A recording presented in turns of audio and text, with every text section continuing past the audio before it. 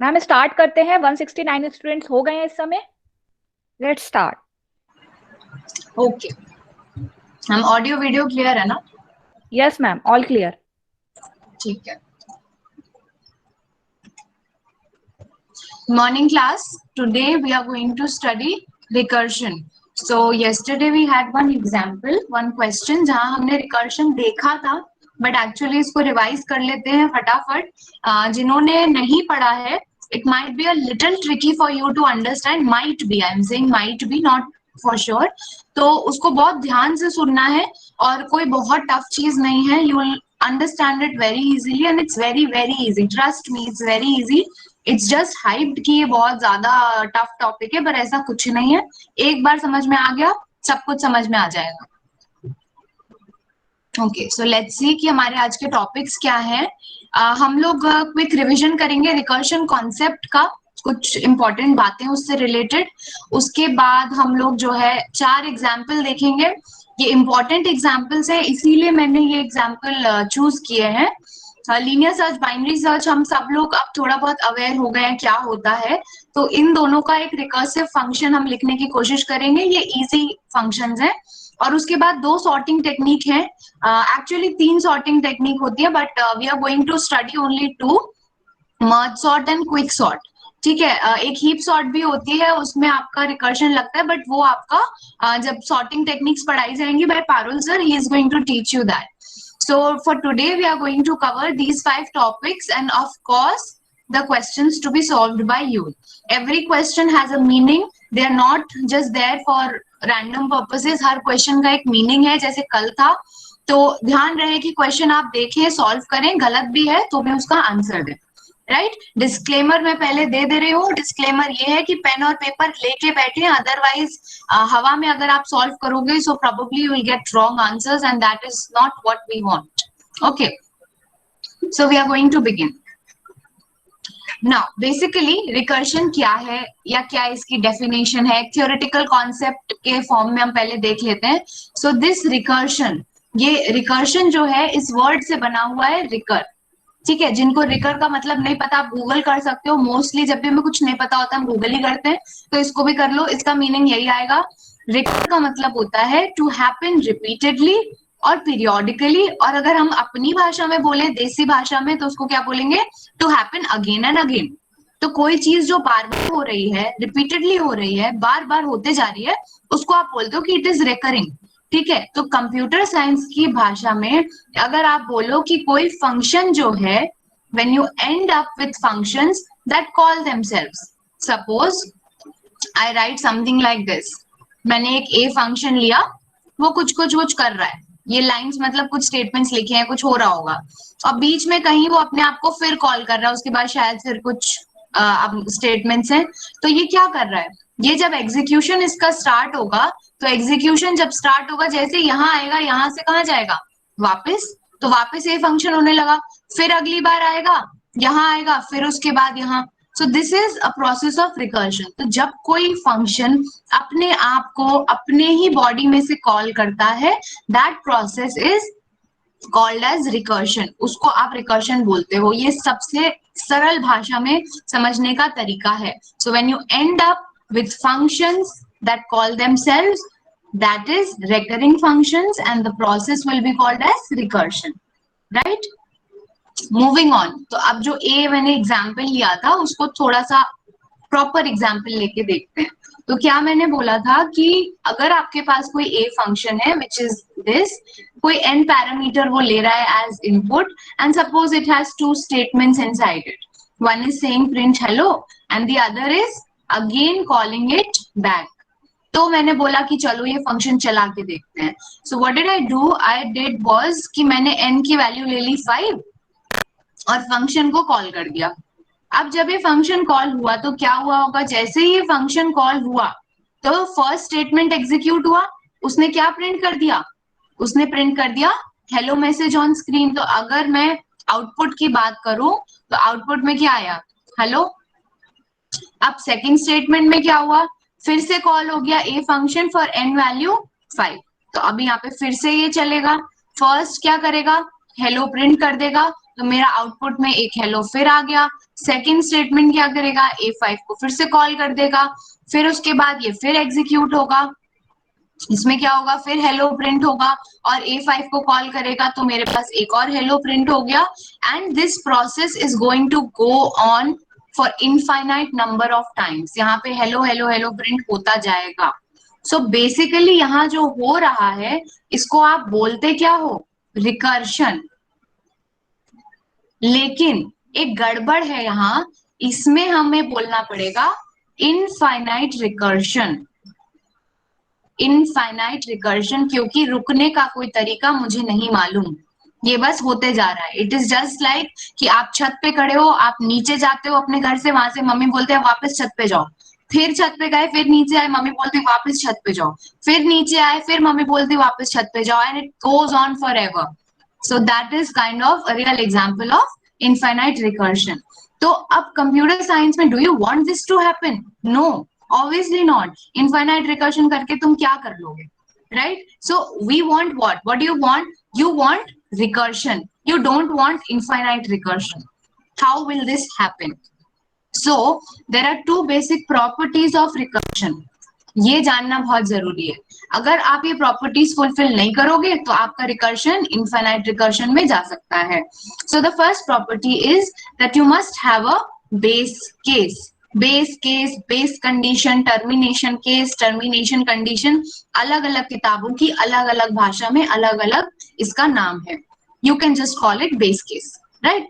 ये base case क्या होता है? Basically most of the times this base case, most of the times I am saying it is an if condition.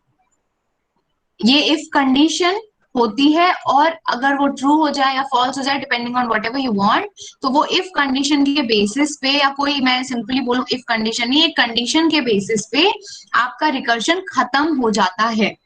तो अगर ये base case मेरे पास होगा तो ऑब्वियसली मेरा इनफाइनाइट रिकर्शन तो नहीं होने वाला है, right? Second is your recursive case. Recursive case क्या होता है? जो एक्चुअली रिकर्शन को कॉज करता है, मतलब वो स्टेटमेंट अगर मैंने लिखा था ना यहाँ पे ए एन प्रिंट हेलो, और सेकंड में लिखा था मैंने ए एन फिर से, तो यहाँ मेरे पास ये वाला जो स्टेटमेंट है ये क्या है? मेरा रिकर्सिव केस। पर क्या मेरे पास कहीं पे बेस केस है? नहीं है, बेस केस नहीं है। तो रिकर्सिव केस था, एक प्रॉपर्टी फुलफिल थी, दूसरी प्रॉपर्टी फुलफिल नहीं थी, इसीलिए ये इनफाइनाइट रिकर्शन में चला गया। So you must always remember to always have a base case to stop your recursion, and obviously अगर recursion cause करना है, actually करना है, तो recursive case तो होना ही पड़ेगा। So these two properties are very very important। तो अगर मैं बात करूं इसी फंक्शन की, यही फंक्शन को अगर मैं रीराइट करने की कोशिश करूं, एंड इफ आई से इंट एन मैंने इसमें पास किया है और यहां मैं इसके अंदर प्रिंट करूंगी हेलो, एंड देन उसके बाद I will call my function again, right? So यहां मैंने बोल दिया इफ एन मेरा जो है वो बड़ा है 0 से, राइट? इफ मेरा एन बड़ा है 0 से, थोड़ा सा इसको नीचे कर लेते हैं, just one second, give me a moment। So you will print hello and then you will call your function from here। और एक मैं कंडीशन डाल देती हूँ कि n की वैल्यू चलो सपोज करो 0 हो जाए, n डबल इक्वल्स टू 0 हो जाएगी। जब भी मेरी n की वैल्यू 0 हो जाएगी तो मैं क्या बोल दूंगी? Return from here. हो गया मेरा काम, अभी और कुछ नहीं करना, राइट? तो मैंने ये क्या डाल दिया यहाँ पे? ये क्या है मेरे पास? ये है मेरी बेस केस। आ गई मेरी बेस केस, वेरी गुड। ये मेरी क्या थी? Recursive case. रिकर्सिव केस मेरा क्या था? मैंने लिख दिया था a ऑफ n। अब तो बोलो दोनों कंडीशन हमारे पास सेटिस्फाई हो गई है, दोनों प्रॉपर्टीज है, बेस केस और रिकर्सिव केस दोनों है। तो अब तो इनफाइनाइट रिकर्शन नहीं होना चाहिए। चलो चेक कर लेते हैं इनफाइनाइट रिकर्शन। तो अभी देखा मैंने कि जब मैंने n की वैल्यू अगर मान लो 5 पास करी, तो ये जब रन हुआ तो इसके अंदर पहला स्टेटमेंट क्या है? इसके अंदर पहला स्टेटमेंट एक इफ कंडीशन है, दूसरा स्टेटमेंट प्रिंट का है और तीसरा स्टेटमेंट एक रिकर्सिव केस है। तो पहला स्टेटमेंट जब चला तो इसने बोला क्या n की वैल्यू 0 है? नहीं। सेकेंड स्टेटमेंट चलेगा, वो हेलो एक प्रिंट कर देगा। थर्ड स्टेटमेंट क्या करेगा? फिर से a ऑफ 5 को कॉल कर देगा। फिर यही कहानी होगी, फर्स्ट स्टेटमेंट फॉल्स क्योंकि n वैल्यू 5 है। सेकंड में ये क्या करेगा? हेलो प्रिंट कर देगा।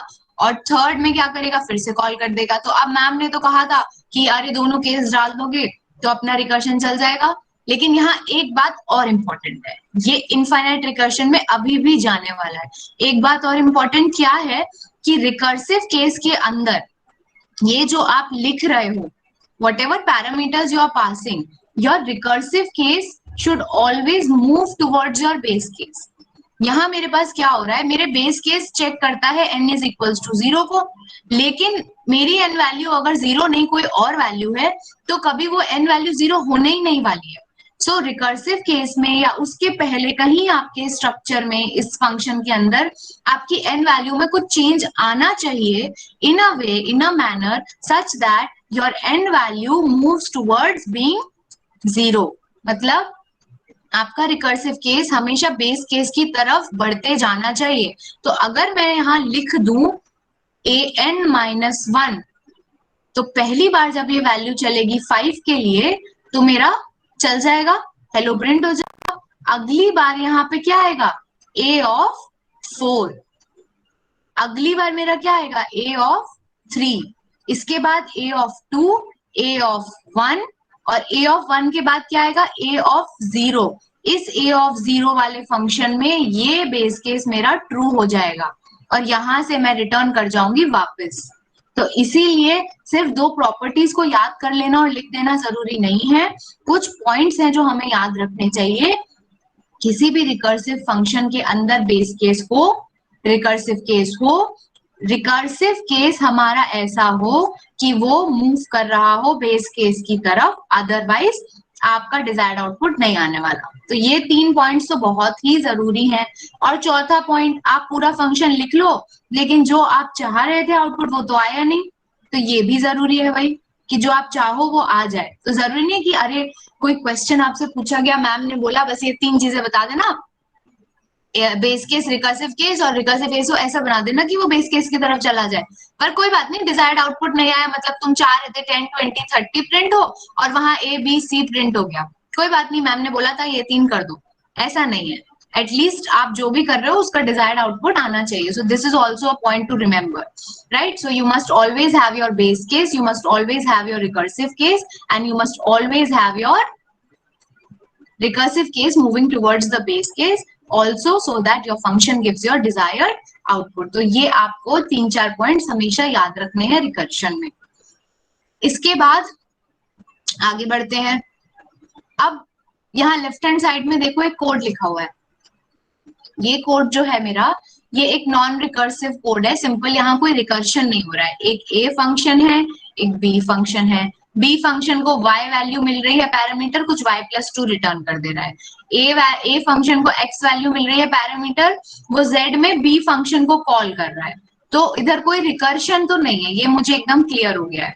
अब एक्चुअली ये सिस्टम में चलता कैसे है, तो अगर लेमेंस भाषा में हम सिंपल तरीके से समझें, ज्यादा डिटेल में ना जाते हुए, तो ये सिंपल सी बात आपको समझनी है कि कोई भी फंक्शन जब चलता है एग्जीक्यूशन, तो सिस्टम के अंदर एक सिस्टम स्टैक होता है, या उसको आप रन टाइम स्टैक बोलते हो या मेमोरी स्टैक बोलते हो, कई वर्ड्स हैं, सिंपली स्टैक भी बोल सकते हो, ठीक है।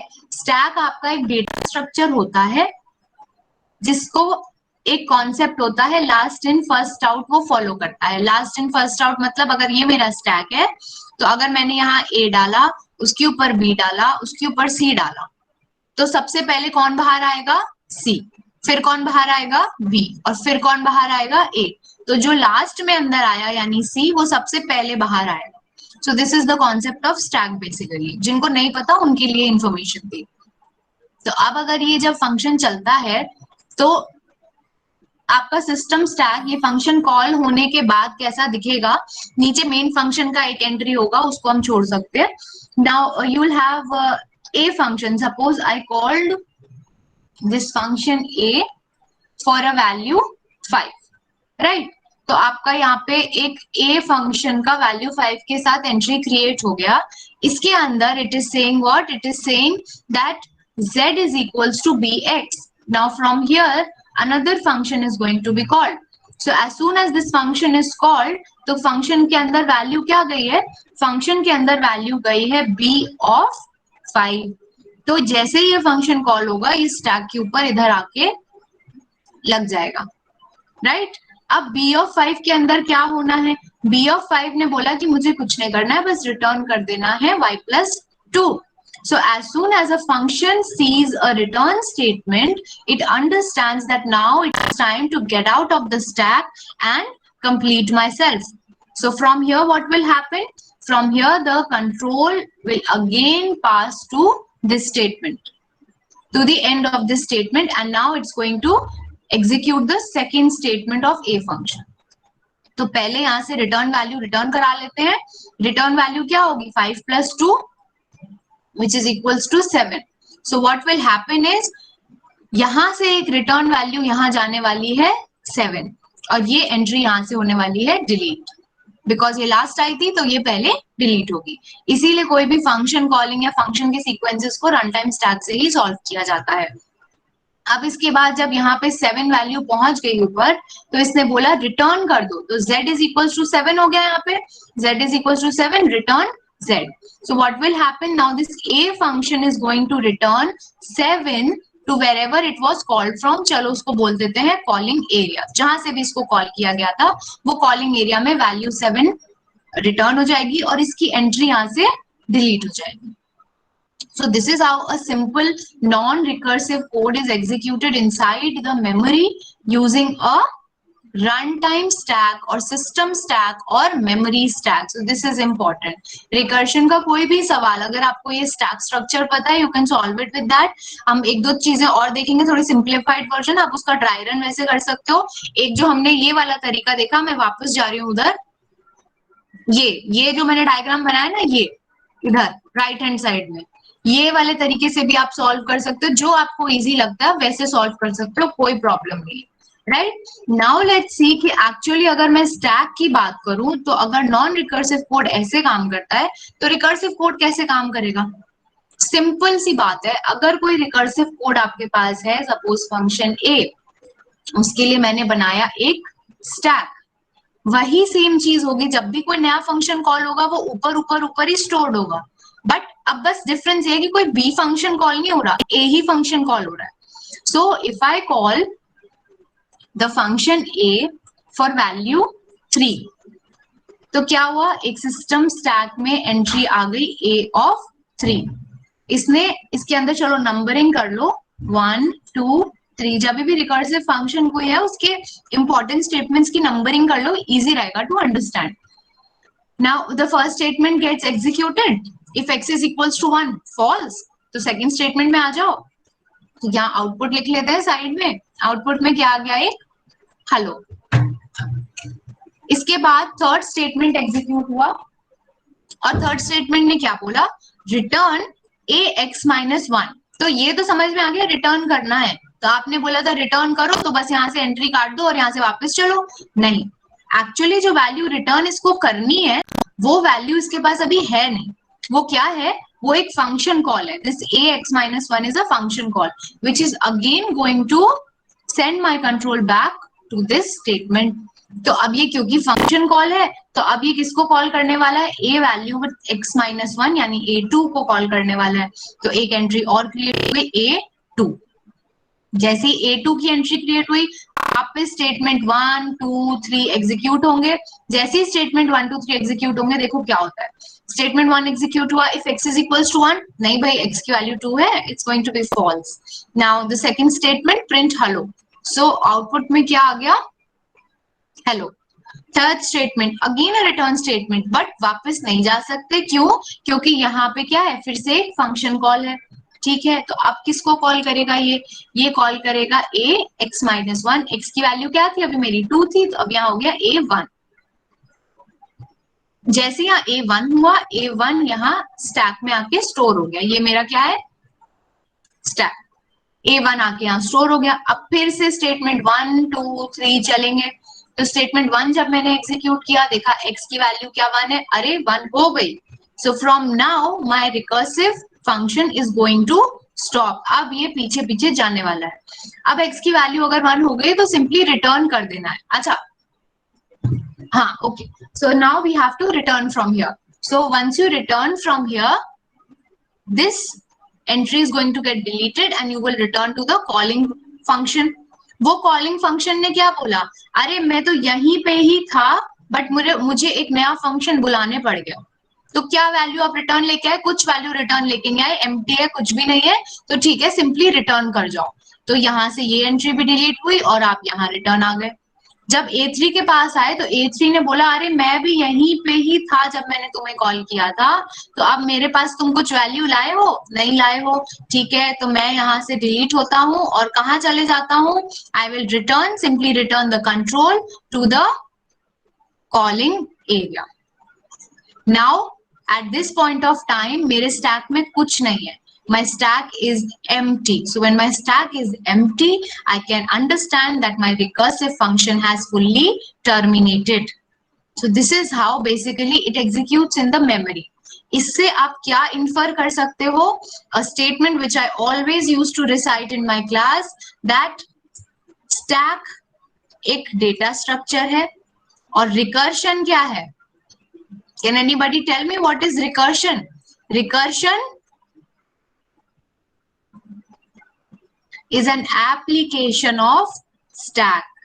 stack की मदद से आप recursion कर पा रहे हो, so stack का application है recursion. One of the major applications of stack data structures is recursion. So please remember this fifth point.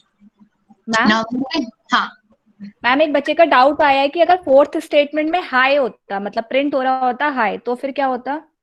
अच्छा, थर्ड के बाद फोर्थ इधर, okay, that concept is going to come in this class only. Right now थोड़ी देर बस रुक जाओ, 5-10 minute रुको, you'll understand it. There is a question related to this kind of doubt. I'll solve it over there. Okay, please remember, I'll solve it, don't worry, I'll just solve it. अभी simple वाला देखो और उसके बाद मैं उधर बताऊंगी, right? सो इसके बाद अभी पहले क्वेश्चन आने वाला है, उस क्वेश्चन को सभी लोग सॉल्व करो and give your answers.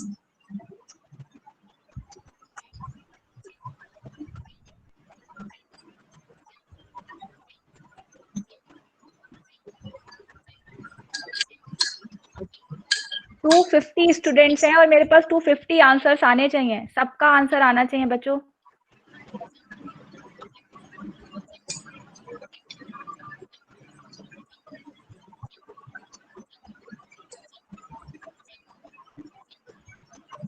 Answers आने लगे हैं ma'am. D D D D, good good. ज्यादातर बच्चों के आंसर आया है डी ऑप्शन, और काफी सारे बच्चों ने रिप्लाई करा है. वेरी गुड,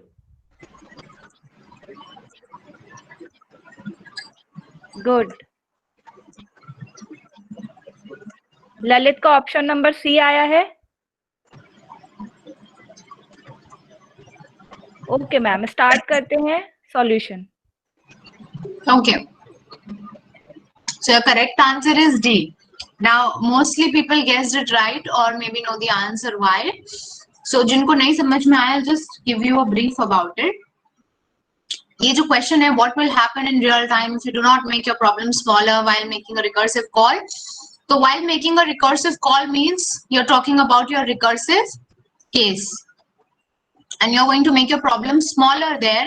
That means कि अगर मैं लिख रही हूँ an, कुछ काम कर रही हूँ, एक बेस कंडीशन है, एक प्रिंट स्टेटमेंट है, same, and then I'm calling my function again.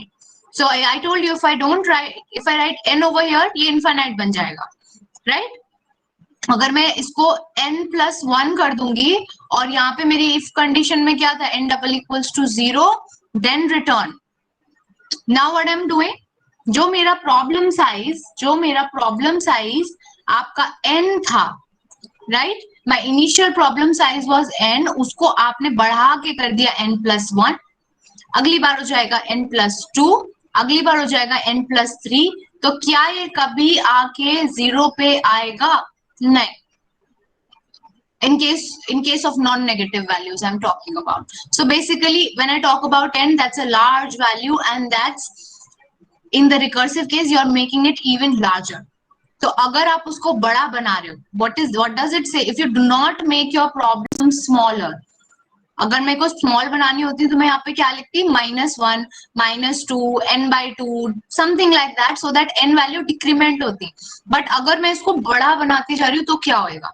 तो ये होगा कि ये चलता जाएगा, ये रिकर्शन होता जाएगा till the point of time, मैंने कहा कि ये स्टैक से एग्जीक्यूट होता है। तो a of n हुआ, a of n+1 हुआ, n+2 हुआ, and this is going to go on till when? क्या ये चलता रहेगा forever? No, there is a limited memory in your computer system, so this system stack is going to overflow. तो ये आप concept ध्यान रखो, जब भी पाइथन में भी आप कभी कोड एग्जीक्यूट करोगे, you will see that is it gets overflowed, और वो तुम्हें बता भी देता है कि इतने ही कॉल्स मैं ले सकता हूँ भाई, इससे ज्यादा नहीं ले सकता हूँ। So basically, this concept is important. It might vary from your hardware to hardware. It might vary from system to system कि कितना stack size है. But basically, what will happen is when you don't make it smaller, your system stack will overflow and your program will stop eventually. Right? So this is the answer. Now Ma'am, moving on. हाँ. एक बच्चे का doubt आया है कि अगर n की value 10 होती है और स्टार्ट होता 1 से, तो क्या होता? n की वैल्यू 10 होती और कहाँ 1 कहाँ होता? n, जो n स्टार्ट होता है वो 1 से स्टार्ट होता है, और कंडीशन जो होती है वो n डबल इक्वल्स टू 10 होती। Okay, in that case you are talking, okay, यहाँ पे 10 होता और यहाँ पे n वैल्यू में 1 देती, right? So you are actually making, अच्छा ठीक है, in that case let me just clear this.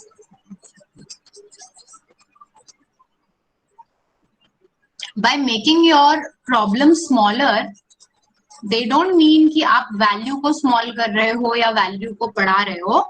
Now since my condition is if n is equal to 10, right? तो अगर मैंने बोला इफ n+1 जो है वो 10 की तरफ बढ़ने की काबिलियत रखता है या नहीं, so if you are giving n is equal to 10, your probably input is n is less than 10, ये आपका प्रोबेबल इनपुट होगा, right? So in that case your problem is going to and.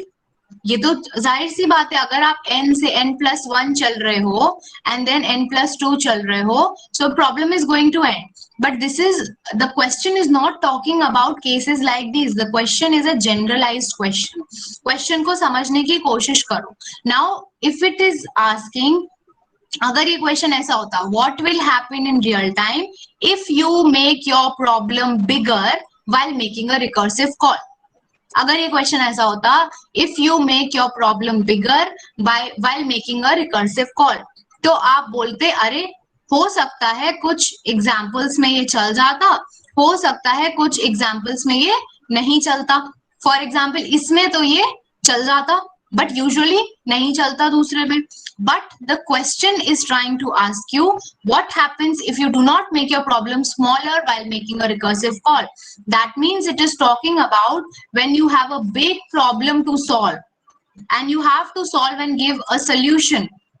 तो उस प्रॉब्लम को usually, जब आप, ये doubt बिल्कुल जनरलाइज्ड और बहुत ही कॉमन डाउट है, जब भी आप एल्गोरिथम्स पढ़ते हो या डेटा स्ट्रक्चर्स पढ़ते हो तो आपको ये बोला जाता है कि you have a big problem with you, right? Now you apply some algorithm defining techniques over here. When you apply those techniques, you try and make your problem smaller.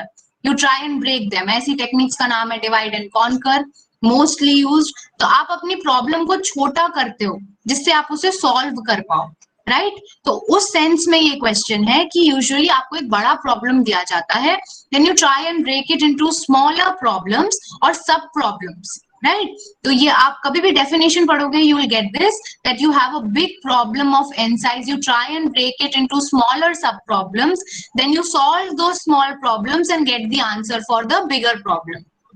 So this question is asking you in that terms. That is why major लोगों का answer D आया था, because that is a generalized question. Am I clear? Clear है तो please okay type कर दीजिए chat box में। Okay ma'am, okay okay Okay.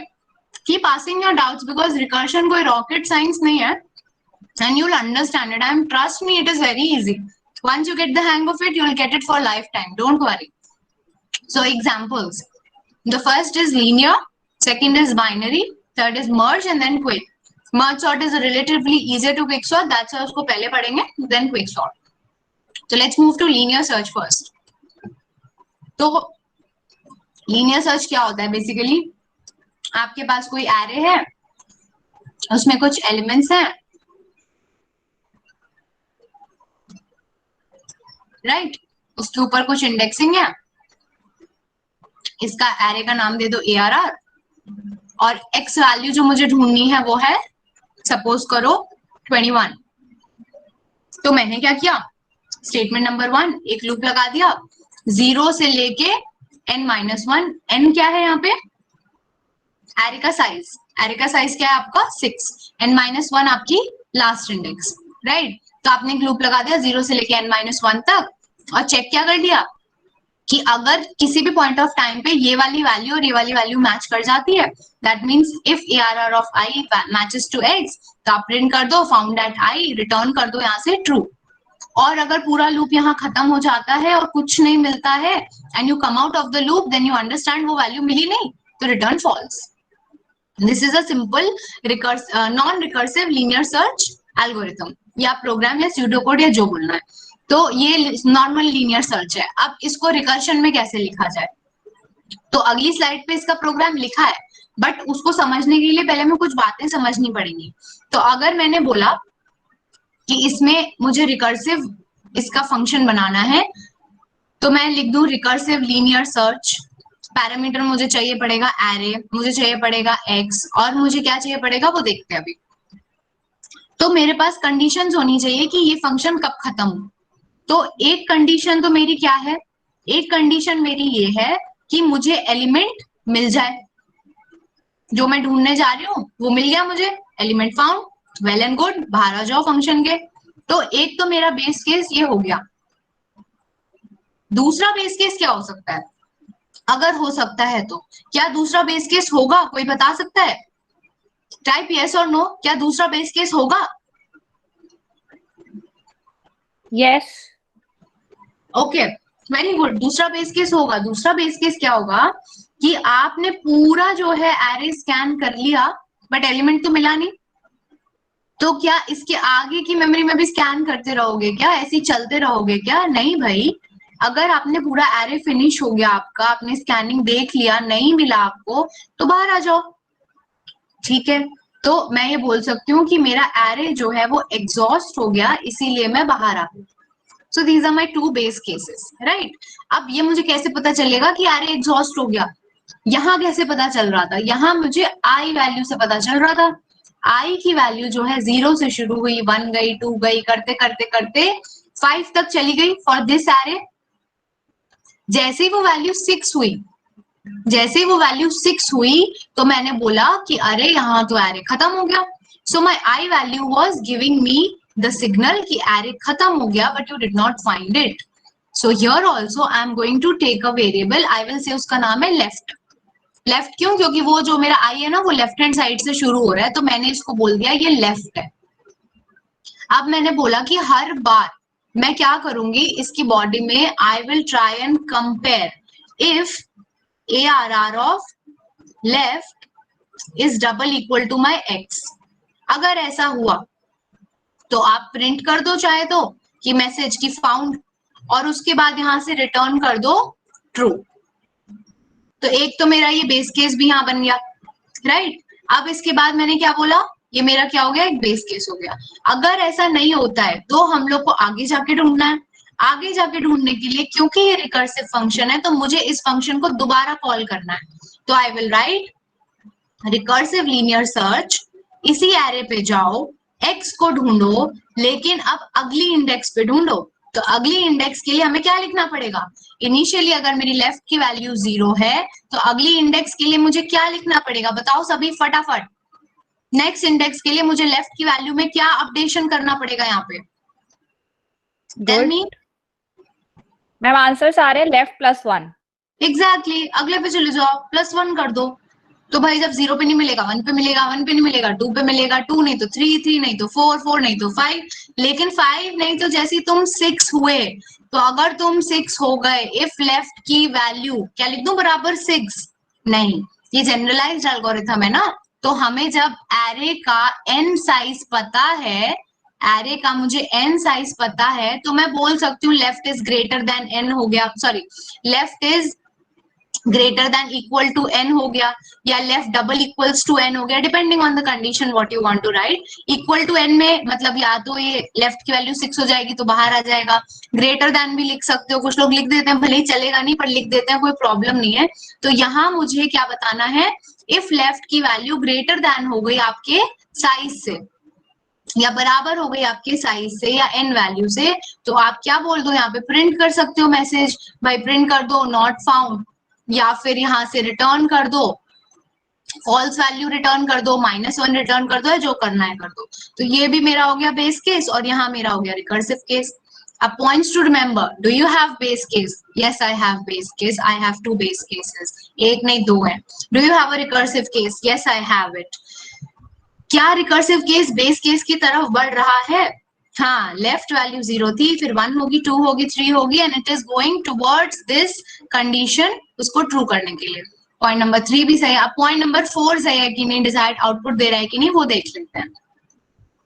सो यहाँ एक रिकर्सिव फंक्शन लिखा हुआ है रिकर्सिव लीनियर सर्च का, जिसमें कि एरे एक पास हो रहा है, एक्स एक पास हो रहा है, एक लेफ्ट वैल्यू पास हो रही है, और यहाँ पे एक राइट वैल्यू भी पास हो रही है। अब ये राइट वैल्यू क्या है, बेसिकली जो मेरा एरे था उसकी जो लास्ट इंडेक्स होती है, जो भी मेरे एरे की लास्ट फर्स्ट इंडेक्स होती है 0, लास्ट इंडेक्स होती है n-1, तो वो भी मैंने पास कर दी साथ में, क्योंकि आपको एरे का साइज पता होता है, तो मैंने ये भी पास कर दी। चाहो तो मत पास करो, n की वैल्यू आपको पता है वो पास कर दो, whatever you want, depends on how you are writing. तो मैंने ना n-1 की वैल्यू राइट में पास की है, तो ये मेरा है लेफ्ट और ये मेरा है राइट।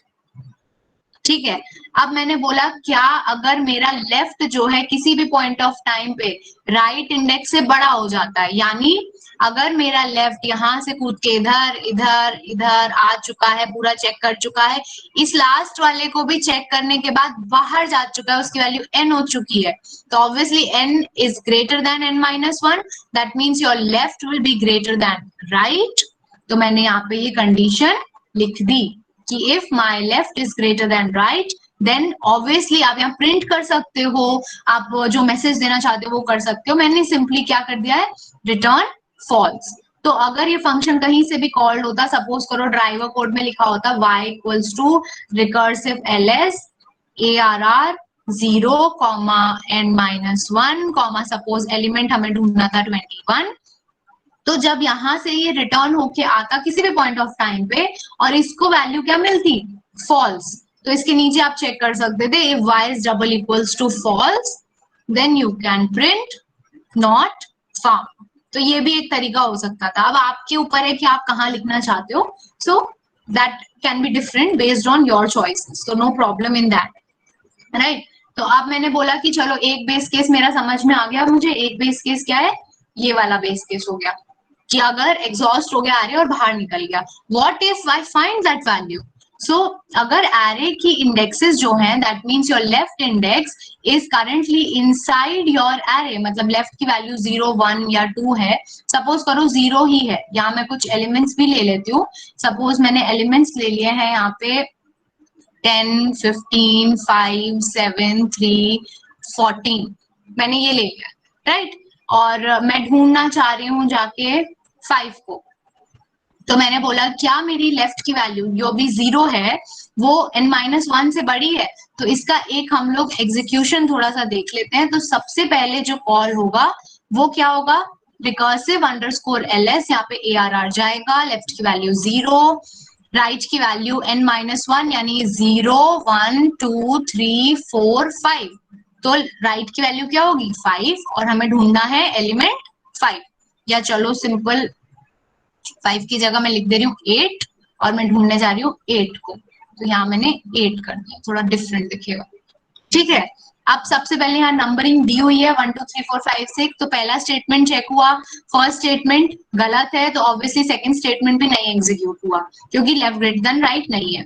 थर्ड स्टेटमेंट चेक हुआ, क्या लेफ्ट ARR ऑफ लेफ्ट यानी ARR ऑफ 0, दैट मीन्स 10, क्या 10 बराबर 8 के है, नहीं है, राइट। तो 3 जब एग्जीक्यूट नहीं हुआ तो 4 भी नहीं होगा और 5 भी एग्जीक्यूट नहीं होगा क्योंकि वो इसी के अंदर है। अब स्टेटमेंट नंबर 6 पे आ जाओ। स्टेटमेंट नंबर 6 क्या कह रहा है, रिटर्न करना है यहां से, you have to return, but again there is a function call.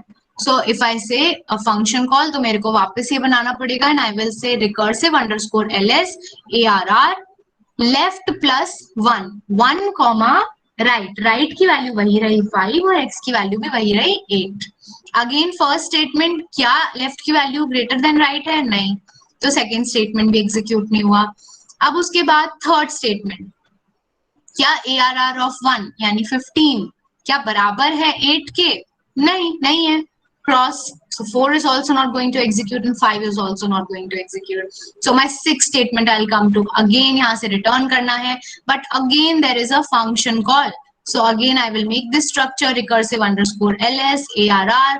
अब arr को बार बार नहीं लिखना है तो छोड़ भी सकते हो, मैं इसलिए लिख रही हूँ क्योंकि वो थोड़ा अच्छा दिखे, राइट। अब लेफ्ट प्लस वन में आ गया 2 एंड राइट में आएगा 5, वही वैल्यू है और x की वैल्यू भी वही है।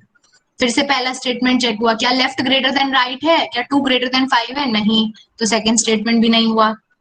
थर्ड स्टेटमेंट, क्या ARR of 2 that means 8 is it equal to your x, yes it is equal, so this here gets executed, right, and it will print a message on your output screen. यहाँ पे क्या आ जाएगा, found at left की value क्या है 2, तो मेरी found at index value यहाँ प्रिंट हो गई, ठीक है। अब इसने बोला यहां से आप रिटर्न कर जाइए to your parent call and return the value true.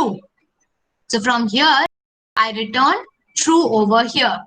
ये एग्जैक्टली कहां पे रिटर्न हुई, किस पोजीशन पे, यहाँ वैल्यू इधर रिटर्न हुई ट्रू।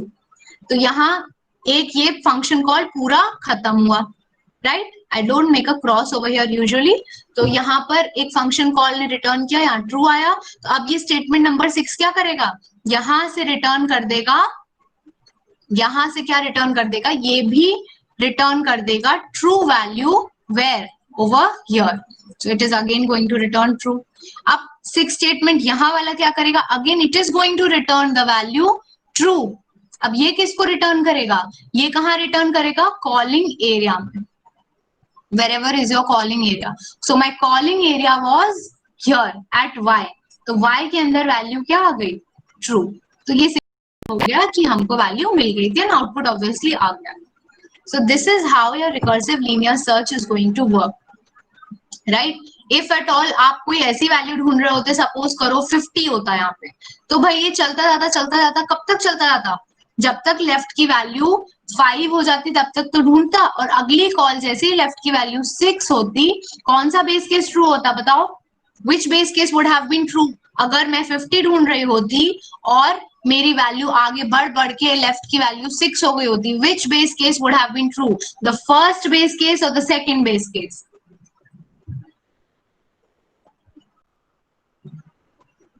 फास्ट एग्जैक्टली, ऑब्वियसली पता ही था ये तो हमको। So my first base case would have been true, और वैल्यू यहाँ पे क्या रिटर्न होती, y में यहाँ पे रिटर्न होती false. Okay, so this is how your recursive function is going to execute, right. अब इसकी कॉम्प्लेक्सिटी की भी बात कर लो एक बार में। अगर लीनियर सर्च में नॉर्मल नॉन रिकर्सिव की बात करूं तो उसमें केवल एक फॉर लूप होता है and that for loop is running for the entire array. So if I say length n है array की, so big O of n I can say. अगर मैं रिकर्सिव लीनियर सर्च की बात करूं, रिकर्सिव लीनियर सर्च की मैं बात करूं तो एग्जैक्टली इसमें क्या हो रहा है, इसमें क्या हो रहा है, कुछ सेट ऑफ स्टेटमेंट्स हैं, 1 2 3 4 5 6 वाला set of statements. Basically statement 1 and statement 3 conditions हैं, तो ये स्टेटमेंट्स हैं तो बिग O ऑफ 1 ही देंगी, तो फंक्शन के अंदर कुछ खास चीज नहीं हो रही है, बट ये फंक्शन कॉल है। अब रिकर्सिव केसेस में ध्यान रखो कि जब भी आपको कॉम्प्लेक्सिटी निकालनी है, you must know the number of function calls made. ये हैश मैंने बनाया है, it is a short form for numbers. So number of function calls made multiplied by the cost of that function when run only one time, मतलब उस cost की, उस function की cost क्या है अगर वो एक बार चलाया गया, और मल्टीप्लाइड बाय कितनी बार चलाया गया। तो ये कितनी बार चलेगा बेस्ट केस में, बेस्ट केस की अगर मैं बात करूं तो मैं क्या ढूंढने जा रही होती बेस्ट केस के लिए, बेस्ट केस की अगर मैं बात करूं तो मुझे ढूंढना रहता x इज इक्वल्स टू 10, तो वो मुझे पहली बार ही मिल जाता, फंक्शन केवल एक ही बार चलता, and cost of function big O of 1, क्योंकि यहाँ सिर्फ स्टेटमेंट्स है, तो बेस्ट केस में हो जाती बिग O ऑफ 1। लेकिन अगर मैं वर्स्ट केस की बात करूं, वर्स्ट केस की मैं बात करूं तो मुझे ढूंढना था 50 और पूरा चल गया ये एंड तक, तो फंक्शन कॉल्स कितनी हुई, एक्चुअल फंक्शन कॉल्स कितनी होंगी, एक इसके लिए, एक इसके लिए, इसके लिए, इसके लिए, इसके लिए, बाहर तक चलेंगी। So basically length of the array plus 1, जिसको आप लिख सकते हो big O of n, n plus 1 को आप बिग O ऑफ n लिख सकते हो, multiplied by big O of 1, so this is going to give you big O of n in the worst case. तो ये हो गई complexity, it is going to remain same whether और not you are doing in recursion और you are doing simple. Extra क्या हुआ यहाँ पे, एक्स्ट्रा हुआ जो स्टैक स्पेस हमने ली, जो सिस्टम के अंदर मैंने स्टैक स्पेस ली, दिस इज एक्स्ट्रा स्पेस, तो ये रिकर्शन एक्स्ट्रा स्पेस लेता है। ये रिकर्शन का डिसएडवांटेज भी है कि रिकर्शन एक्स्ट्रा स्पेस लेता है and that increases your space complexity, right? So this is the concept of recursive linear search. Now there are 2 questions coming on your way. Give me the answers of those 2 questions.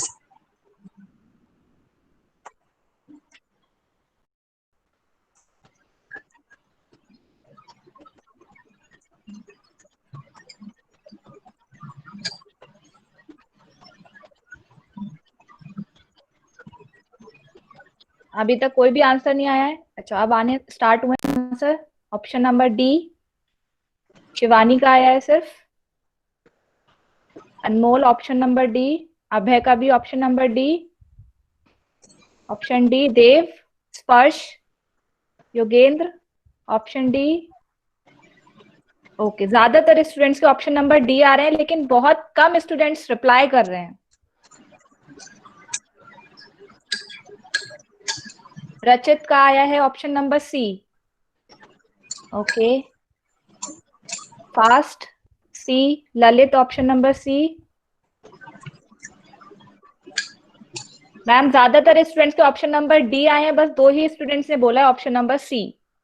तो अच्छा, okay चलिए start करते हैं ma'am solution की तरफ।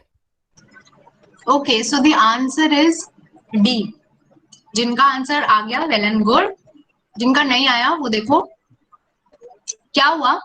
P की value 3 थी, Q की वैल्यू 6 थी, हमें करना है फंक्शन एग्जीक्यूट।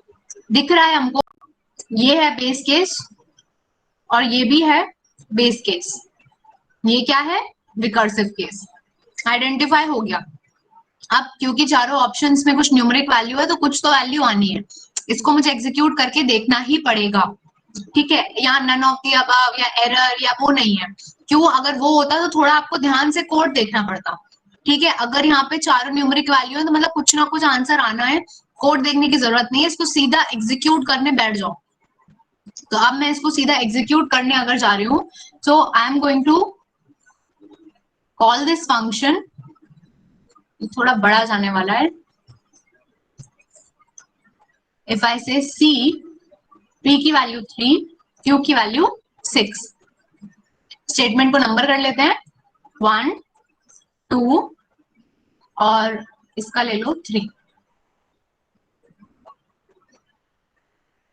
अब हमने बोला जब 3,6 पास हुआ, पहला बेस केस ये p, q है आपके, क्या q 0 है? नहीं।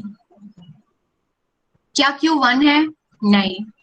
तो थर्ड स्टेटमेंट में आ जाओ, क्योंकि वो इफ का ही एल्स है, तो थर्ड स्टेटमेंट में आ जाओ। रिटर्न, यहाँ पे रिटर्न है p plus c p q minus 1, right. अब p की वैल्यू क्या थी आपकी 3, यहाँ पे भी p की वैल्यू 3, q की वैल्यू क्या हो गई यहाँ पे 5, ठीक है। फिर से ये फंक्शन चला, जब फिर से फंक्शन चला, फर्स्ट स्टेटमेंट क्या q 0 है? नहीं। सेकंड स्टेटमेंट क्या q 1 है? नहीं।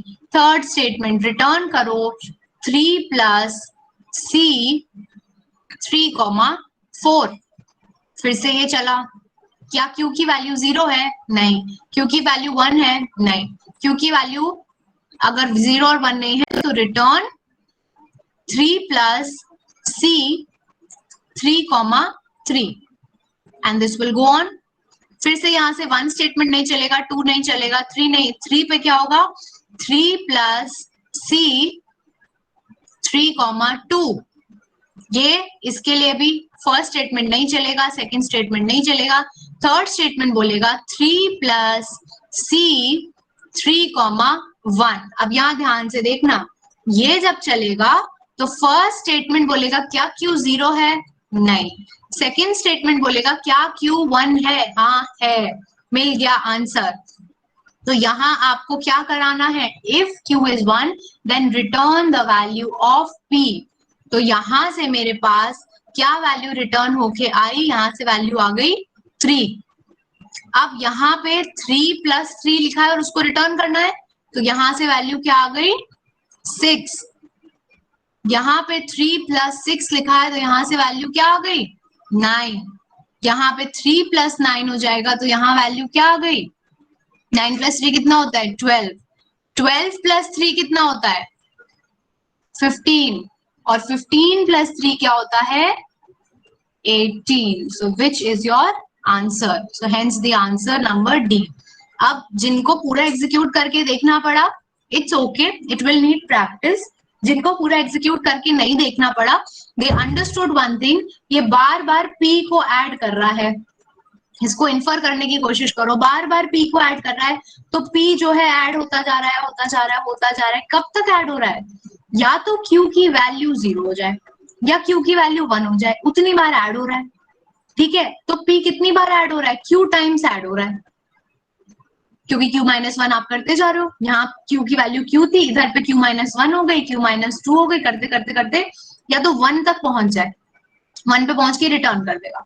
और अगर सपोज यूजर ने वैल्यू Q की 0 दे रखी थी, तो इसने क्या बोला, अगर आपने Q की वैल्यू 0 दे रखी है तो सीधा 0 रिटर्न कर दो, 0 रिटर्न कर दो। अरे तो अगर Q की वैल्यू 0 है तो आपने 0 कर दिया, और Q की वैल्यू अगर ग्रेटर देन 0 है तो आप क्या करो, P plus P plus P plus P, कितने Q number of times, which is basically what P multiplied by Q। अगर मैं बोलूं मेरे को 2 मल्टीप्लाइड बाय 3 करना है, तो मैं बोल सकती हूँ ना 2 प्लस 2 प्लस 2 कर दो। अगर 5 मल्टीप्लाइड बाय 2 करना है तो मैं बोल सकती हूँ 5 प्लस 5 कर दो। This is basically the code of the question, the very most basic question जो क्लास में कराया जाता है, which is called product of two numbers as sum. तो ये होता है आपका एक एग्जाम्पल, प्रोडक्ट एज सम। तो ये कोड अगर आपको पता है, जिन्होंने देख के कर लिया, they knew that it was product as sum code, otherwise आप पूरा एग्जीक्यूट कर लो। But whenever you execute a code, also try कि वो क्या कर रहा है, इसमें कोई रिलेशन बन रहा है, पैटर्न बन रहा है, तो वो देखो। सो this is that example. So moving on, you also have another question over here coming. So try and solve it.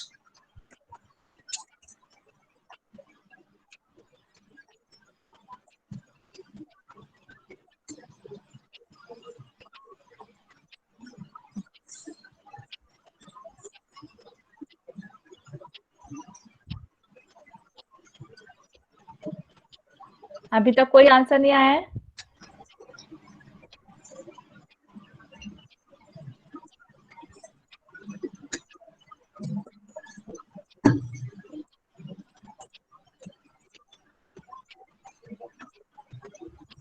Hello hello,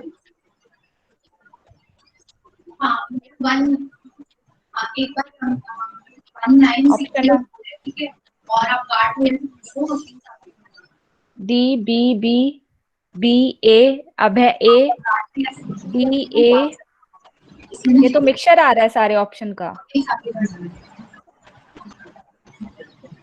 okay D B, okay okay A B, सब लोग सारे सारे ऑप्शन पिक कर रहे हैं। अच्छा okay, बाकी answers तो बहुत कम आए हैं, बाकी स्टूडेंट फटाफट आंसर कीजिए। D D, okay ma'am. हाँ जी मैम। मैम ऑप्शन सारे सारे बच्चे कोई चूज कर रहा है, ए बी सी डी, मतलब सब में कंफ्यूज है। आई थिंक क्वेश्चन थोड़ा टिपिकल होगा। वेरी गुड होना चाहिए। तो चलिए सॉल्यूशन देखते हैं फिर। Okay fine. मेजॉरिटी आंसर्स क्या है मैम, कुछ है मेजॉरिटी? नहीं मैम, ज्यादातर बी और डी, बी और डी, बी और डी ही पिक कर रहे हैं स्टूडेंट्स। ओके चलो ठीक है, देख लेते हैं। आंसर आपका सी है। ओके, अब सी कैसे और क्यों है। अब देखो, मैंने बोला था कि जब भी कोई रिकर्सिव फंक्शन कुछ करे, एक बार उसमें पैटर्न जानने की कोशिश करना कि वो क्या कर रहा है। पिछले वाले क्वेश्चन में सिर्फ आउटपुट जानना था, यहाँ पैटर्न जानना है। जो मैंने पिछले क्वेश्चन में बोला करने को, वही एक सवाल बन के आ गया। What is this trying to do? Now the 4 options are giving me 4 choices कि ये क्या करने वाला है। सबसे पहले फंक्शन को फटाफट एनालाइज कर लो। This is one base case, n की वैल्यू 0 हुई 1 हुई तो सिंपली एन की वैल्यू रिटर्न कर दो, ठीक है। अदरवाइज चेक करो क्या n modulo 5 not equals to 0, ये कब होगा ट्रू? कब होगा ट्रू? n की वैल्यू अगर मेरे पास 5 हुई तो n मॉड्यूलो 5 कितना आएगा? मॉड्यूलो क्या होता है? रिमाइंडर, 0 आएगा। n की वैल्यू, अब यहाँ क्या बात हो रही है, या तो n की वैल्यू 5 की बात हो रही है, या पावर की बात हो रही है, मल्टीपल की हो रही है। तो मैं सब लेके देख लेती हूँ। n का वैल्यू 5 लिया अगर मैंने, तो मॉड्यूलो आया 0, 0 not equal to 0, 0 not equal to 0, ये तो ट्रू हो गया। अरे वाह, ये तो ट्रू हो गया, तो रिटर्न कर दो 0। तो मेरे ख्याल से तो ऑप्शन बी होना चाहिए आंसर। आप देखते हैं आगे, पर मैंने पूरा क्वेश्चन अभी एनालाइज नहीं किया है, right? You have just seen 2 statements. अब मैंने कहा 5 2 जा, चलो मल्टीपल लेके देखते हैं। 5 2 जा 10, क्या 10 modulo 5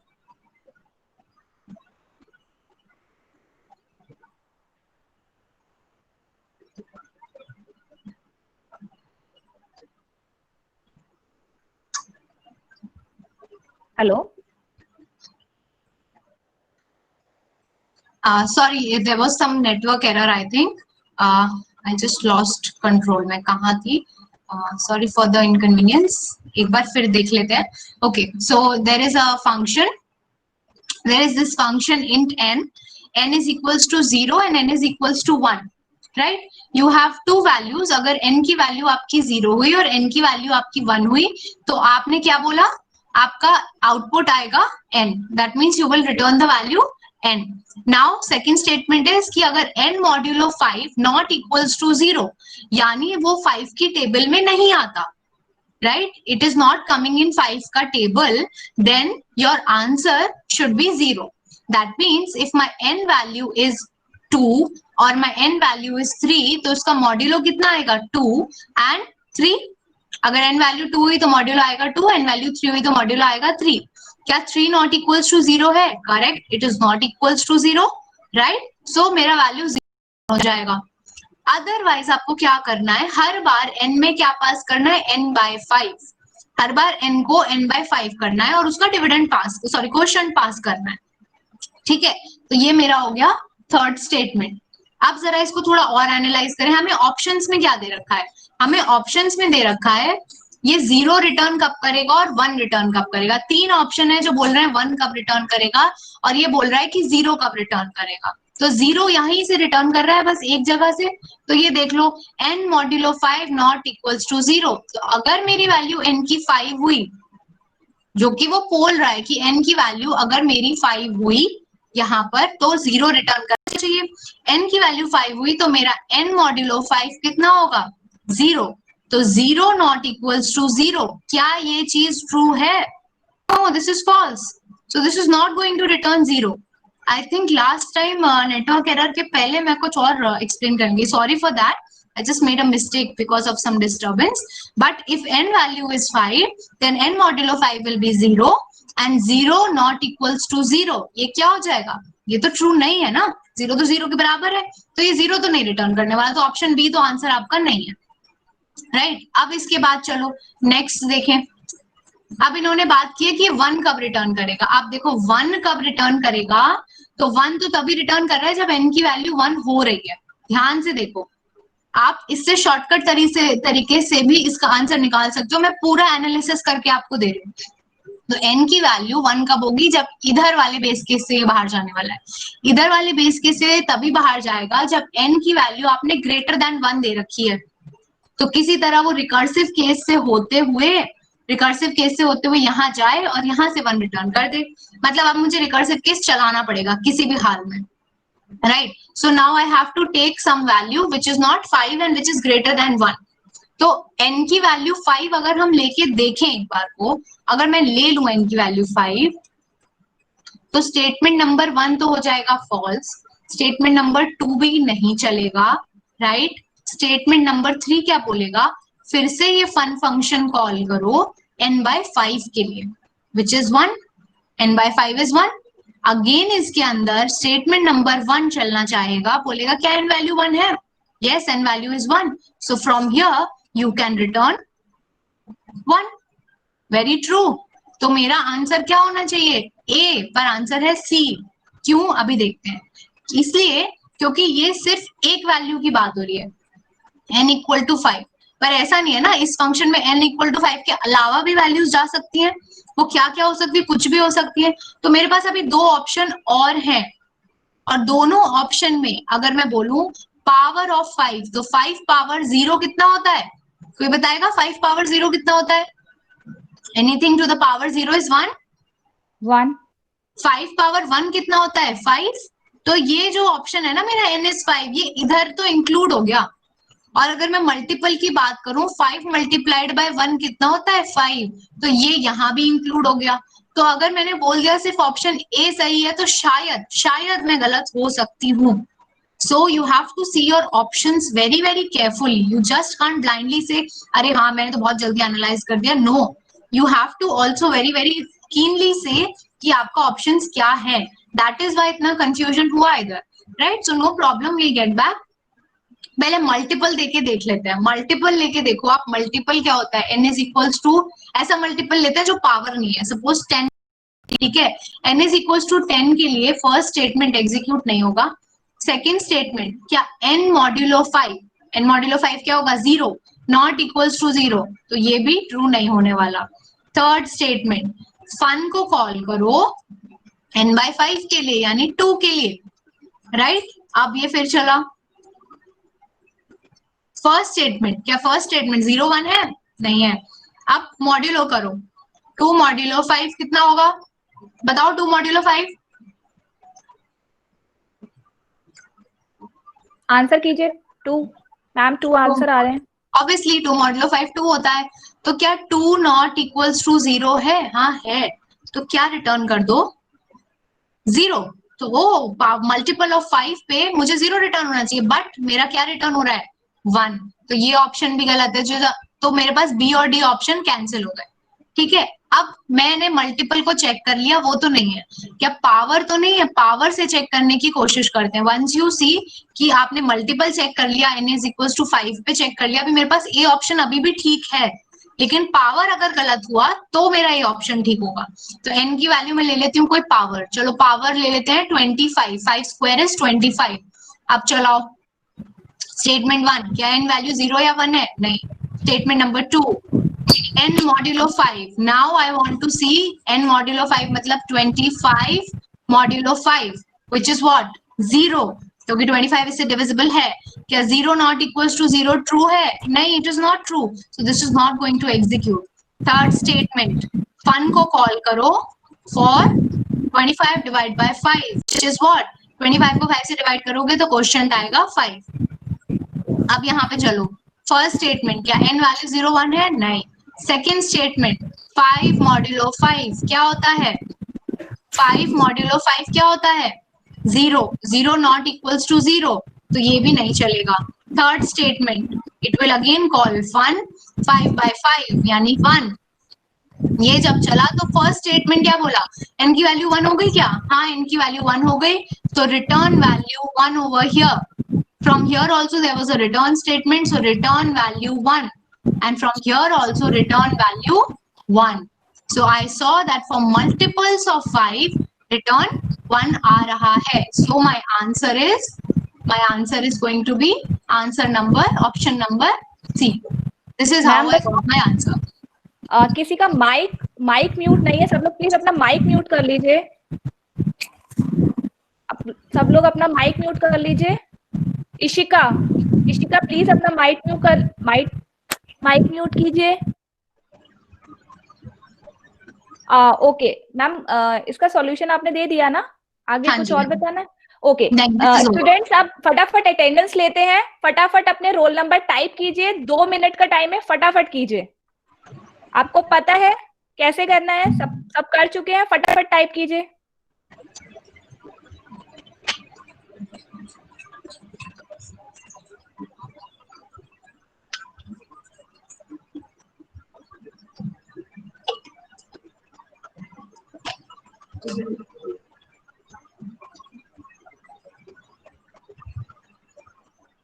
ma'am the class is till 12 ना? Yes ma'am. Okay.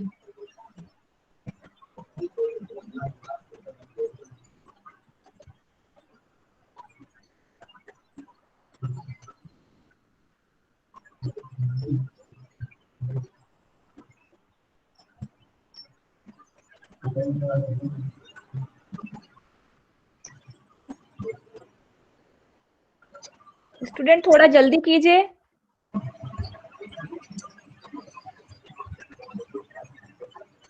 We have less time and many topics to cover. Just write it fast so that we can continue. Okay ma'am, अब स्टार्ट करते हैं। Okay, ठीक है moving ma'am, on start. to binary search.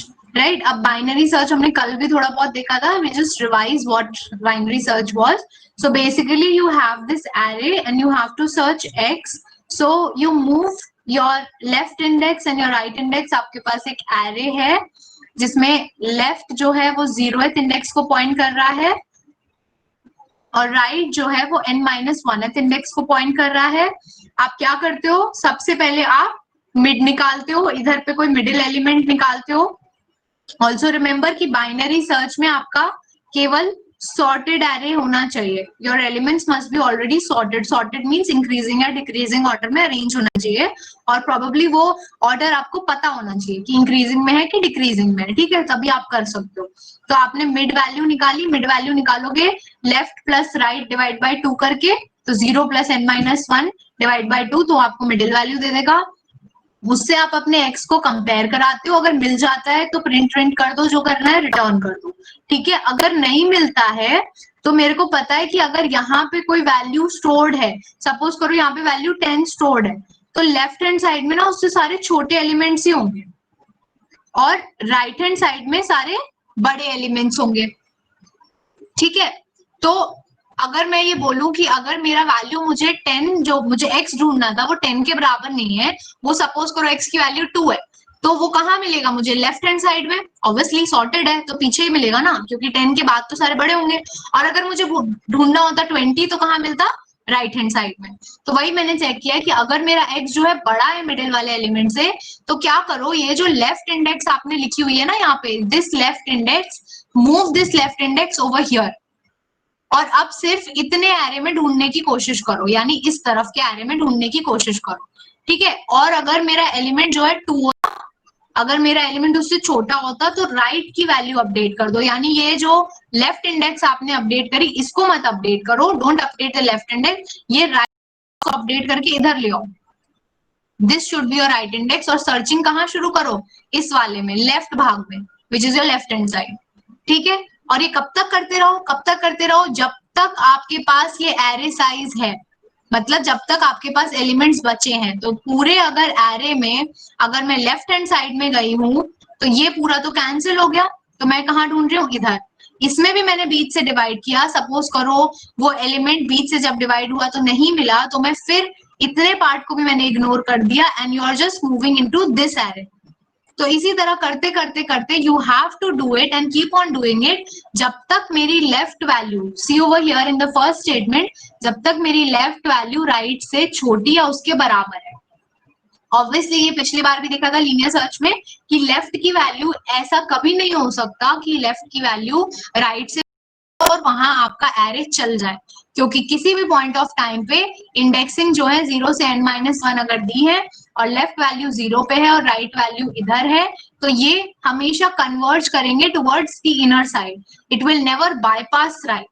ठीक है, तो ये आपका हो गया बाइनरी सर्च का नॉन रिकर्सिव एल्गोरिथम। अब इसका रिकर्सिव एल्गोरिथम लिखना देख लेते हैं, ठीक है।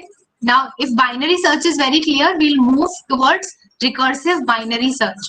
अब अगर मुझे रिकर्सिव बाइनरी सर्च लिखना है तो मुझे बेस केस पता होना चाहिए और मुझे रिकर्सिव केस पता होना चाहिए। थोड़ा सा क्लियर कर लेते हैं। And yes, okay, so now I am going to write a recursive binary search algorithm. So if I say recursive underscore binary search, एक array ARR, मेरा एक लेफ्ट इंडेक्स होगा, मेरा एक राइट इंडेक्स होगा और मेरे पास एक x होगा जिसको मैं ढूंढने जा रही हूँ। तो मेरा बेस केस क्या होगा? Again same story, base case या तो एलिमेंट आपको मिल जाए या आप ढूंढते ढूंढते थक जाओ, एरे खत्म हो जाए and you did not find it, so your array exhausted. So if your array has exhausted, then you will come out of the function or your element was found, right? So first base case I will write for array exhaustion and second base case I will write for array element found. क्यों पहले हम array exhaustion check कर रहे हैं? क्योंकि किसी point of time में array exhaust हो गया तो चेक करने की जरूरत ही नहीं है. So first base case will be if my left is greater than or equal to right. Greater than or equal to right. So मैं क्या बोल रही हूँ? Then I can just say, अच्छा एक काम करो, due to less time, just move to the code. Okay, so I'll just move over here.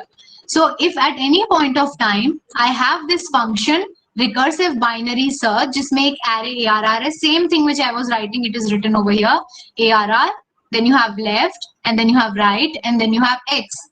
तो किसी भी पॉइंट ऑफ टाइम पे मैंने बोला लेफ्ट की वैल्यू अगर 0 से शुरू हो रही है और राइट की वैल्यू आपकी n-1 है, तो किसी भी पॉइंट ऑफ टाइम पे अगर लेफ्ट की वैल्यू उसको बाईपास कर देती है तो आपका एरे खत्म हो चुका है. That means so if my left is greater than right, this is my first base case over here.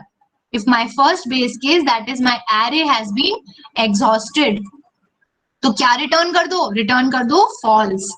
अगर ऐसा नहीं हुआ है, अगर ऐसा नहीं हुआ है और आपके पास एरे एलिमेंट्स बाकी हैं, अब बाइनरी सर्च लगाओगे.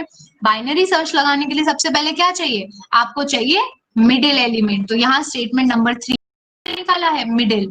Left plus right divide by 2. Lower index upper index का ऐड करो, डिवाइड बाय 2 कर दो, मिडिल निकल आया. फोर्थ स्टेटमेंट, क्या x की वैल्यू उस मिडिल एरे के वैल्यू, मिडिल इंडेक्स वाली वैल्यू के बराबर है? अगर है, so this is what my base case number 2. If I find the value, so your element is found. So if you find that value, then you can return from here and return with value true now. अब इसके अलावा क्या होगा? अब अगर आपके पास array में elements हैं पर आपको मिडिल वैल्यू पे आपको x नहीं मिला, तो या तो आपकी वैल्यू मिडिल वैल्यू से बड़ी होगी या उस मिडिल वैल्यू से छोटी होगी. तो मैं आ गई 7th स्टेटमेंट पे. इस इफ के बाद सीधा 7th स्टेटमेंट है. अगर if x is greater then ARR of middle, भाई इक्वल टू होता तो ऊपर से वापस चले गए होते. अगर ग्रेटर देन है मिडिल के, तो आपको क्या करना है? क्या बताया था मैंने? अगर ये मिडिल है और आपका ये मिड इंडेक्स है और इसके अंदर जो वैल्यू है उसको आप बोल रहे हो ARR ऑफ मिड, अगर आपकी वैल्यू इससे बड़ी है तो आप कहाँ ढूंढने जाओगे? आप ढूंढने जाओगे इस एरिया में, in the right hand side. So यहाँ तो मेरा राइट इंडेक्स था ही, लेफ्ट इंडेक्स मेरा यहाँ था. क्योंकि मुझे राइट हैंड साइड मूव करना है तो मेरी कौन सी इंडेक्स अपडेट होगी? लेफ्ट इंडेक्स अपडेट होके कहाँ आ जाएगी? इधर. Your left index will come over here. So my array size reduces. तो मैंने बोला कि अगर मेरी वैल्यू ARR ऑफ मिड से बड़ी है, वही एरे लो, राइट भी वही रखो, x भी वही रखो, बट लेफ्ट की वैल्यू क्या कर दो? Mid plus 1. ठीक है. और अगर मेरी वैल्यू छोटी होती तो ARR पास करो, x पास करो, लेफ्ट भी पास करो. यानी अगर मुझे लेफ्ट हैंड साइड में जाना होता, यानी मुझे यहां जाना होता इधर, मेरी लेफ्ट इंडेक्स तो यहीं रहती, लेकिन मेरी अपडेट होके यहाँ क्या आता? राइट इंडेक्स यहां आ जाती. तो राइट की वैल्यू में क्या डाल दो? मिड -1. ये क्लियर है सबको? यहां तक क्लियर है? एक बार यस लिख दो फटाफट. Yes ma'am, yes. Okay, so give me the answer of this question. At any point of time, जब x की वैल्यू मिडिल वैल्यू के बराबर नहीं होती तो स्टेटमेंट नंबर 7 चलने की ओर आता। स्टेटमेंट नंबर 7 को आप एग्जीक्यूट करते तो यहाँ पे भी एक रिकर्सिव कॉल है और इधर पे भी एक रिकर्सिव कॉल है। तो अगर मेरी मिड वैल्यू से मेरी एक्स वैल्यू मैच नहीं करती तो कितने रिकर्सिव कॉल्स एग्जीक्यूट होते, एक या दो? Give me the answer. हम सबका आंसर आ रहा है एक। एक ऑब्वियसली, या तो आप लेफ्ट में जाते या तो आप इधर इस लेफ्ट में जाते या आप राइट में जाते। At no point of time in दोनों रिकर्सिव कॉल्स में से only one will execute. Remember that, only one will execute. क्यों? क्योंकि ये इफ एल्स के अंदर है, तो या तो इफ स्टेटमेंट एग्जीक्यूट होगा या एल्स एग्जीक्यूट होगा। कई बार कई फंक्शंस में कंफ्यूज करने के लिए इफ एल्स के अंदर दो कॉल्स होती हैं and they ask you how many calls will be there, बिना देखे आप दो बोल दोगे, but please do pay attention. ये तो बाइनरी सर्च है तो मुझे पता है, बट नॉर्मल रैंडम फंक्शंस में आपको ध्यान देना है। So only one function call will be executed and you will go on repeating the same process. अगर यहाँ इफ एल्स नहीं होता, अगर यहाँ इफ एल्स नहीं होता, रिटर्न स्टेटमेंट भी नहीं होता, तो ये दोनों चलते, बट यहाँ रिटर्न स्टेटमेंट है और इफ एल्स भी है तो ये एक ही चलने वाला है। Now talking about the complexity, कितना कॉम्प्लेक्सिटी होता? So the complexity would come out to be big O of log n y। Simple reason is, इसको बहुत लेमेन्स भाषा में समझो, otherwise getting into the details, if you want details of the proof and all I'll give you, but अगर मेरा n size का array था, ठीक है, n साइज का एरे था, अगली बार वो n/2 हो गया, अगली बार n/4 साइज का हो गया, हर बार वो आधा आधा होते जा रहा है, अगली बार वो n/8 हो गया, राइट? ये ऐसे करते करते रिड्यूस होता गया, कब तक? जब तक 1 नहीं हो गया, राइट? तो हर बार मैंने कितना काम किया? जब मेरा n साइज का एरे था तब मैंने कितना काम किया? तब मैंने एक्चुअली पूरे n साइज पे काम किया, राइट? n/2 था तब एक बार चला, n/4 था तब एक बार चला, n/8 था तब एक बार चला। लेमेन्स भाषा में अगर बात करें तो ये चीज कितने बार होगी? ये चीज log n बार होगी, log n बेस 2 बार होगी। कब तक? जब तक ये एक ही एलिमेंट ना बचे या एग्जॉस्ट हो जाए, right? So your complexity comes out to be big O of log n.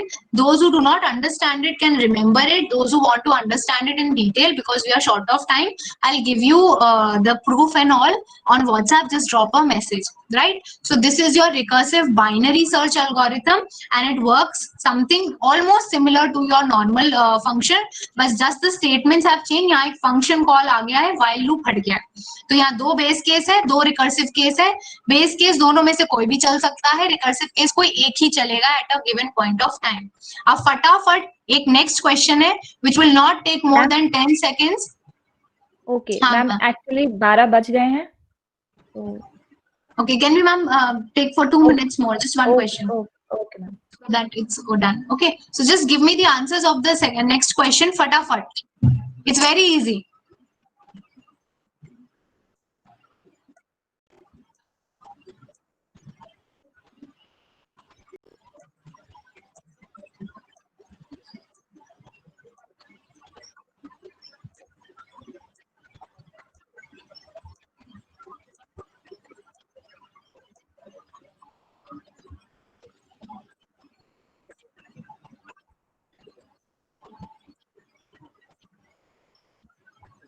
हमारे पास मिक्स आंसर आ रहे हैं ए बी, और आशीष ने दोनों आंसर दे दिए ए बी। गुड। ए, अब काफी सारे स्टूडेंट्स के ए आंसर आ रहे हैं। मैम ए बी दोनों आंसर ही आ रहे हैं। ओके ओके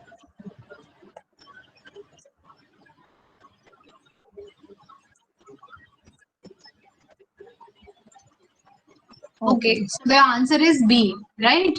So ये कैसे हुआ? Just index these values first of all, right? अब इसमें ये बोल रहा है how many levels of recursion will the function cause? How many levels of recursion मतलब जो अगर आपके रिकर्शन कॉल्स में से कोई एक रिकर्सिव केसेस एग्जीक्यूट हुए तो कितनी बार कॉलिंग होगी। तो सबसे पहले बार जो कॉलिंग होगी वो क्या होगी, लेफ्ट वैल्यू आपकी 0 रहेगी और राइट वैल्यू कितनी रहेगी 7। ठीक है, इसके लिए आपका मिड कैलकुलेट हुआ होता है, शॉर्टकट तरीका सॉल्व करने का। मिड कैलकुलेट हुआ होता है 0 + 7 / 2 यानी 3.5, जिसको आप बोल सकते हो 3, राइट। तो आपकी मिडिल वैल्यू क्या होती 31। अब कुछ लोग बोलेंगे ये तो कंपाइलर डिपेंडेंट हो सकता है, ये हो सकता है, वो हो सकता है। तो मोस्टली जब आप ऐसे क्वेश्चंस की बात करते हो, so at point of giving your exams you can not give this answer when it is not in the options. So please use your common sense and then try to answer the question. Common sense यही कहता है कि जब 3.5 answer आ रहा है तो उसका floor ले लो 3, क्योंकि हर most of the programming languages में आपका 3.5 से 3 हो जाएगा, राइट। अब जब 31 से चेक होगा 24, तो ये मैच तो नहीं करने वाला, राइट। तो ये वाला बेस केस और ये वाला बेस केस तो नहीं होने वाला। तो इन दोनों में से कुछ एग्जीक्यूट होगा। क्या ये एग्जीक्यूट होगा? x ग्रेटर देन 31 है क्या? 24 ग्रेटर देन 31 है? नहीं है। तो यहाँ पे ये वाला एग्जीक्यूट होगा। तो अगली फंक्शन कॉल किस पे जाएगी? पहली फंक्शन कॉल तो ये हो गई। दूसरी फंक्शन कॉल में लेफ्ट की वैल्यू कितनी रहेगी? वही रहेगी जो है यहाँ पे। देखो, क्योंकि 24 छोटा है 31 से, तो हम लेफ्ट हैंड साइड वाले एरे में जाने वाले हैं 5, 17, 24 में। तो राइट की वैल्यू अपडेट होगी। राइट की वैल्यू कितनी हो जाएगी? मिड -1। मिड की वैल्यू क्या थी? 3। 3 - 1 यानी कि 2। अब इसके लिए मिड कैलकुलेट होगा। मिड क्या हुआ? 0 + 2 / 2, ये हुआ 1। जैसे ये 1 हुआ, 1 पे वैल्यू क्या है? 17। जैसे 17 वैल्यू एग्जीक्यूट पे हुआ तो इसने चेक किया क्या ये एरे एग्जॉस्ट तो हुआ नहीं है। अभी 24 17 के बराबर है? नहीं है। तो आप इफ चेक करोगे क्या 24 17 से बड़ा है? हाँ बड़ा है। तो ये वाला रिकर्सिव केस आपको एग्जीक्यूट करना है, राइट। अब ये वाले रिकर्सिव केस एग्जीक्यूट करने में राइट की वैल्यू तो वही रहेगी और लेफ्ट की वैल्यू जो है मिड +1 हो जाएगी। मिड क्या था? 1। तो मिड +1 क्या हुआ? 2। 2, 2 क्या एरे एग्जॉस्ट हो गया? अब क्या लेफ्ट ग्रेटर देन राइट हुआ? नहीं हुआ। मिड कैलकुलेट करो, इसका मिड कैलकुलेट होगा। मिड क्या होगा? 2 + 2 / 2 which is equal to 4/2 which is equal to 2। अब यहाँ पे ARR ऑफ 2 यानी 24 और 24 बराबर है? हाँ बराबर है। यहाँ पर मेरा क्या हुआ? यहाँ पे आपको मैच मिल गया। So from here you can print found and whatever return value you have to do. ये करने की जरूरत ही नहीं है, क्योंकि मुझे सिर्फ ये बताना है कितनी बार कॉलिंग हुई। तो 1, 2 और 3 बार कॉलिंग हुई। So my answer is B. So this was the question. अगली क्लास हम शुरू करेंगे एक क्वेश्चन के साथ, followed by merge sort and quick sort, and 3 more questions you will have. So we'll continue at 1 o'clock. Thank you very much.